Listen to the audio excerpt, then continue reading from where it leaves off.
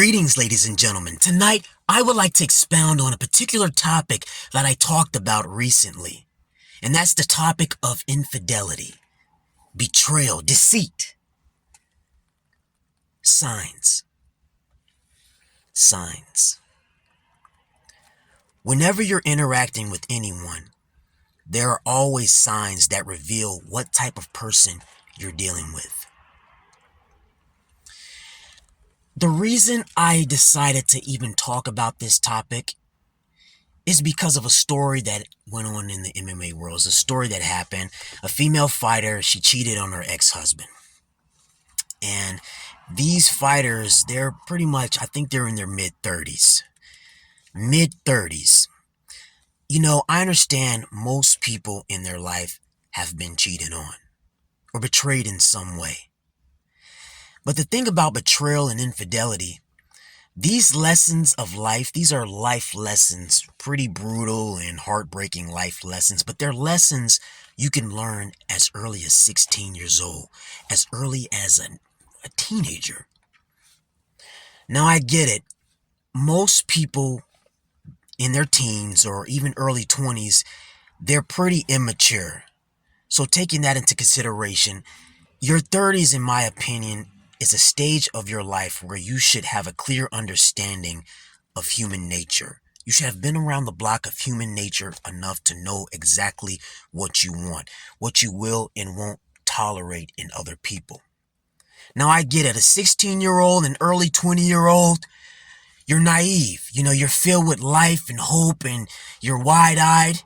So you're not really thinking about things like, oh my God, this woman could be this way or this guy could be that way. But there are always signs. Once you hit your 30s, you should have a clear understanding. You should be able to look at people and say, all right, fuckboy, thought, piece of shit, gold digger, asshole, user. You should be able to just look at people, not just the physical appearance, but the movement, the body language.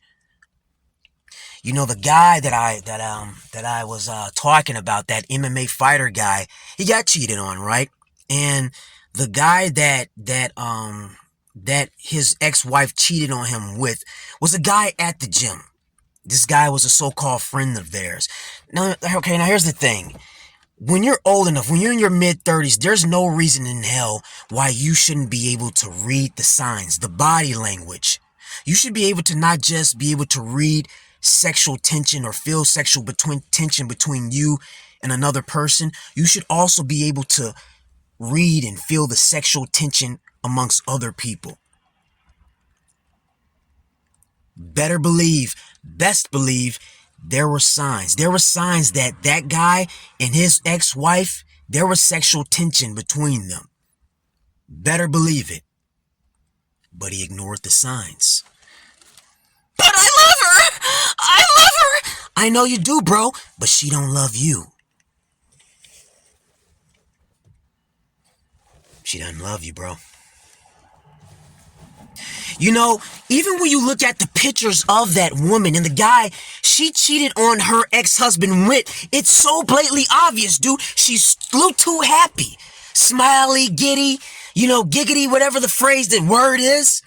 Hugging all on him. Let me tell you something. No woman should ever be that happy, that excited, that smiley around another man that isn't you. Unless it's her dad or her brother. That's it. No, there's no reason why a woman should be that happy to be around another guy. The signs. Tim Elliot, that's the guy's name. That's the guy that got cheated on. He ignored the signs.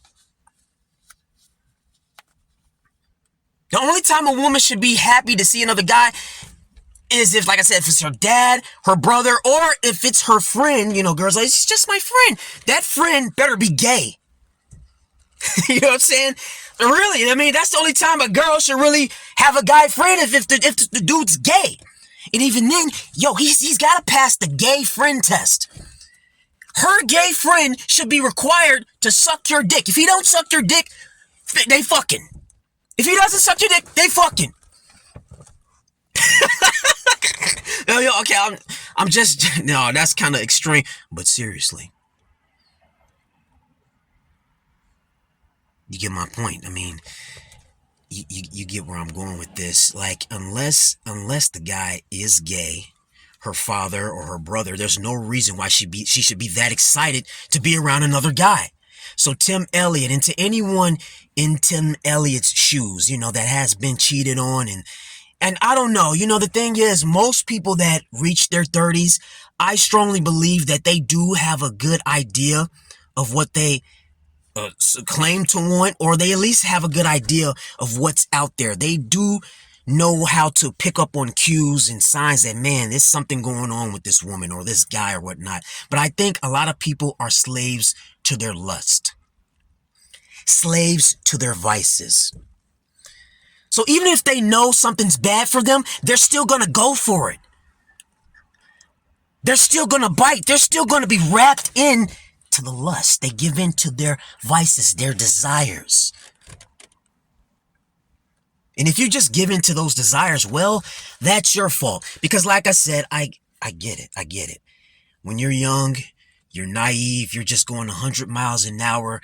You're not really conscious of how you can be burned and things like that. But once you're in your goddamn 30s, there's no reason to be taking L's like that. There's no reason to be publicly humiliated the way Tim Elliot was publicly humiliated. But I love her! Dude, snap out of it! Snap out of it, bro! Well, I didn't know, dude. I didn't know, bro. Whoa, you didn't know? Dude, colored hair, bull nose ring, sleeve tattoos. Dude, and more importantly, was her personality. Her personality, because, like I said before, you can't always go by the outward appearance. That's why we should always appreciate the exceptions, because there are exceptions. I mean, damn it, I got a mohawk and nipple rings. You think I don't know what people think when they look at me? That's why I make it a point to show through my actions that I'm an exception. And I'm pretty sure that woman did not show through her actions that she's an exception, which makes you the fool. Everybody plays the fool. She played you, dude.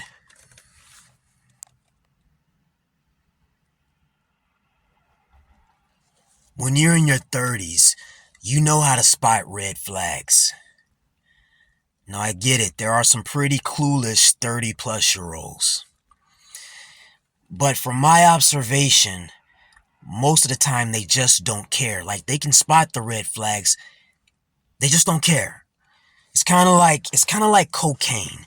Everybody knows what cocaine can do to you. A 10-year-old can comprehend the effects cocaine can have on you. They can see that just from witnessing the effects it has on other people.